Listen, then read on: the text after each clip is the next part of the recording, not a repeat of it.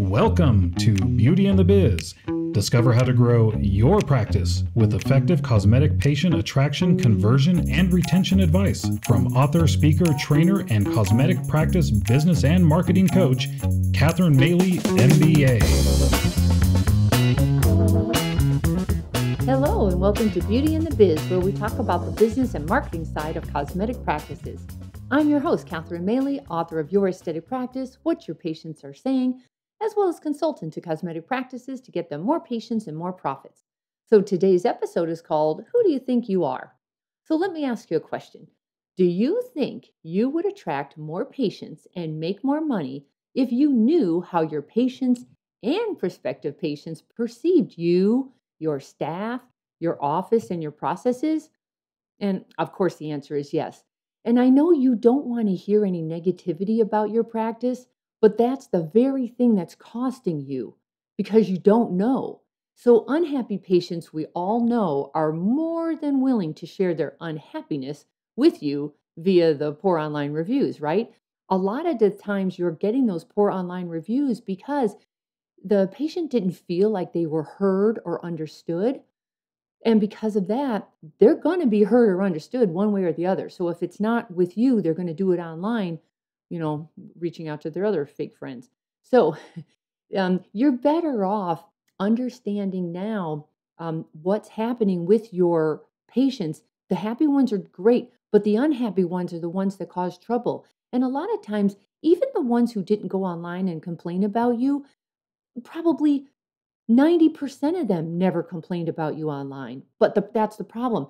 10 times as many or 9 times as many, whatever that is, they're unhappy and they just left you quietly, to never return again. And then they may badmouth you one-on-one with their friends or anytime, the subject comes up. So you're just worried more about everybody, the ones who do complain and then especially the ones who don't complain. Because here's the thing, you don't know what you don't know. So how do you find out? And that's what I'm going to talk about today. I want to talk about patient surveys. And this is where you're going to discover the hidden issues. And I know I do consulting a lot, and most doctors don't want to know this kind of stuff. They just don't want the negativity because they already have enough issues going on. And I get that. But boy, there's such great intel in a patient survey because you're going to find out crazy things that you never even knew. Things like, we have found out in the past, like you have a rogue esthetician who's hurting your patient retention, or maybe your office is in need of a cleanup or a facelift. And that's the kind of thing you don't notice because you're there every day, but a brand new patient or a returning patient, they're noticing things like that. Or maybe even your consultation process is turning patients off, and who knows what else. And that's the point. You don't know unless you ask. So really, if you would take a deep breath and listen to the patients, they're going to tell you an awful lot of what you need to know to be your best. So what you learn from that's going to be invaluable. And look at it this way. It's a whole lot cheaper to fix little nuances going on in your practice than it is from losing revenues from unhappy patients who never return or refer their friends, right? It's so much easier to fix that than to keep going out and finding more patients who also are going to have the same issues. I hope that makes sense.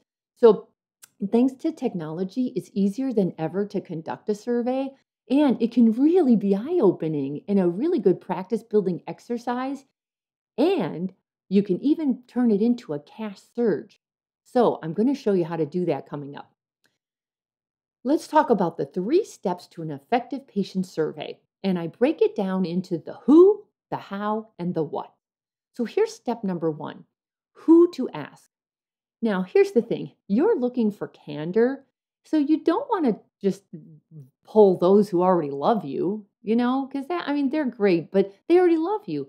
You also want to talk to those who came in for a consultation and were never heard from again, or those who came in once for a small procedure and then never returned, or even those who had a procedure, even surgery, and then never came back for their follow-up. Wouldn't you want to know why? That's really good intel. So you always, that's the thing about the survey. You ask the people who love you, and you also ask the people who don't, because that's where you learn some good stuff. And then here's step number two: how to ask. The surveys, people hate surveys. That's the funny thing. We hate surveys, but we don't hesitate to complain, any other time. So that's just human beings. So it's got to be fast and easy. Personally, I think the most popular online patient survey is SurveyMonkey. It's super easy to set up and use, and it compiles all the responses for you. And this is what I would recommend. If you use something like SurveyMonkey, send out the survey and then send out one or two follow up reminders and keep it tight. This doesn't need to go on longer than 2 weeks. I highly recommend you send it out mid-month and then have it end the last day of the month. And you do send out the reminders. And that way you've got some urgency there, and there's a better chance that they're going to respond. Now, here's step number three: what to ask. So you're trying to ask as few questions as possible, because when you've had a survey and you agree to it, and next thing you know, it's got 30 questions and you're like, are you kidding me? I have work to do here. And you've given somebody a homework assignment. So you keep it as few questions as possible, and just the ones that are affecting your bottom line. So think about what the patient goes through in your office, and ask your questions according to the steps in your process. For example, here's some questions that I personally would ask. Were the telephones answered professionally? Because you want to find out, if they can't get past these phones, you need to find that out right at the get-go. And then, was it easy to make an appointment? Maybe they can get through the phones, but they can't get to you. Like, it's not easy to get an appointment for whatever reason. Also a big one: were you treated courteously by my staff? This is where you find out where you might have some staff that are lovely to you, but really awful to the patients. I've seen that a lot, actually. Or another good question: how genuinely interested did we seem in you as a person? Because if you think about it, aesthetic and cosmetic rejuvenation is all about a patient slash consumer feeling really good about themselves. And how are they going to feel really good about themselves if they're treated poorly in your practice? The irony is killing me on that one.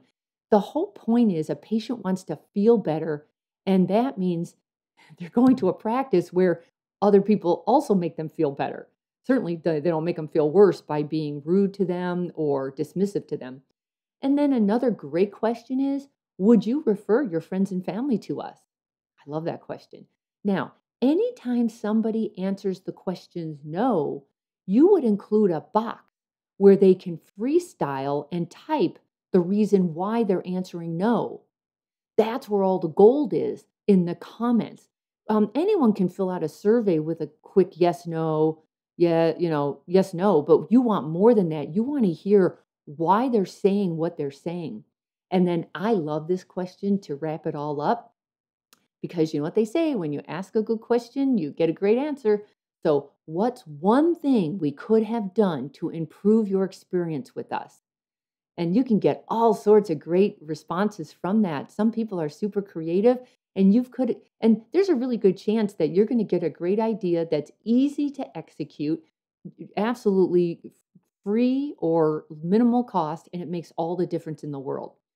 So with patient surveys, I would stick to probably 10 to 12 questions at the most, and then make sure there's plenty of room for them to type in their comments.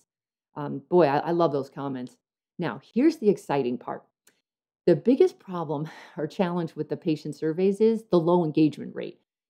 Nobody wants to fill out this stuff. Everyone's in a hurry. They're not dying to stop and focus on you, and they don't want any more paperwork to do or any more homework. So you need to make this fun and compelling.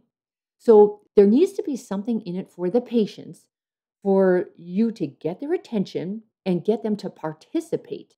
So here's a strategy that works well. And by the way, even with this strategy, you should expect maybe around a 10 to 15% response, depending on, depending on lots of things. So here's the point. You in your, if you, let's say you use SurveyMonkey or any kind of email message, it's going to email the survey out to your patients. or your non-patients. And you need a subject line to get that thing opened. You certainly do not have a subject line that says complete our patient survey. No one's going to open that. You need a survey subject line like, here's a free $50 gift card for you because ... Now, the curiosity of that alone and the compellingness of it should actually compel them to open the email. And then the rest of your message inside offers anyone who provides their feedback and completes their survey, they get a $50 gift card towards anything in your practice. And again, you have a tight expiration date on this, but here's the beauty of that.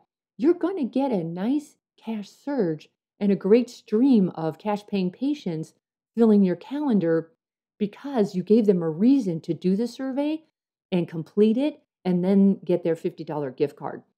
This has been one of the greatest things I ever thought of, quite frankly, because it wakes up old patients you haven't talked to for a while. A lot of the patients are excited to help you grow your practice with invaluable intel that they're going to provide to you.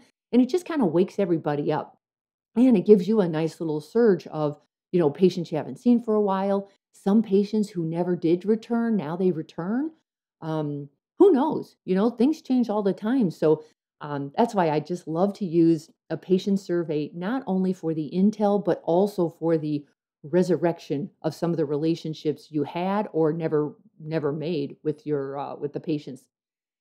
Now, I would plan on polling patients annually or at least biannually because it's going to help you stay on your game rather than rest on your laurels because things change in your practice. Staff changes, you change, all sorts of things change, circumstances change. So, make this a habit of sending this out, at least once every 1 or 2 years, just so you stay on your game. I really like that idea.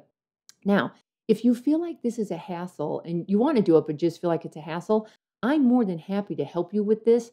My team, we do this a lot, so we can set it up, we can send it out, we can collect the responses, and then you and I can go over the results to learn from the data. And there's no obligation to buy anything, but I do charge $4.97 for this because definitely it takes some work to get this done. So if that sounds good, just leave me a message at my website at www.catherinemaley.com, and then I'll get back to you shortly. And with that, this was a shorter one. I hope that was helpful. I know patient surveys, a lot of you don't want to do them, but I'll tell you, you sure can learn a lot about your perceptions. Not your perceptions, your patient's perceptions about you and your practice. Really good stuff to know. So I'd love for you to subscribe to Beauty and the Biz, and please share this with your colleagues and with your staff. And then I would love for you to follow me on Instagram at Catherine Maley MBA. And that's it for today. Talk to you soon. We hope you found valuable insight on this episode of Beauty and the Biz. For more episodes, tools, and Catherine's free book, visit www.catherinemaley.com. That's www.catherinemaley.com. And be sure to subscribe to get the latest practice building strategies delivered to you. And don't forget to share this Beauty and the Biz podcast with your staff and colleagues.